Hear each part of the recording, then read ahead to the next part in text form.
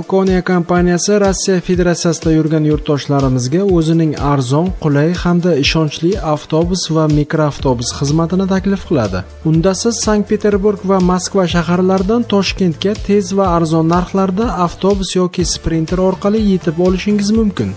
Reyslar vaqtini ekrandagi raqamlarga qo'ng'iroq qilib bilib olish imkoniyatiga egasiz. O'zbekistonda go'sht, un va yog' mahsulotlari bojxona to'lovlaridan ozod etildi.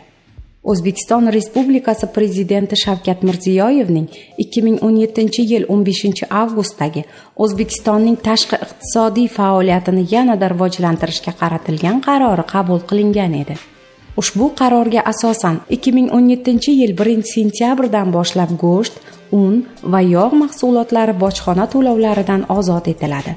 Bu haqida Tashqi savdo vazirligi saytida xabar berildi.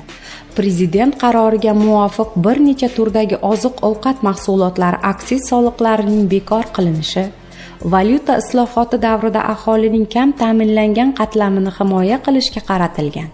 0 stavkada boj qo'llanilib, mamlakatga kiritilgan import mahsulotlari mahalliy tadbirkorlarni sifatli mahsulotlar ishlab chiqarishga chorlaydi.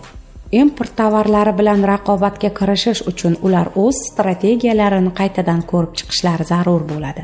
Bunda narxlarning asossiz oshishi holatlari kamayadi.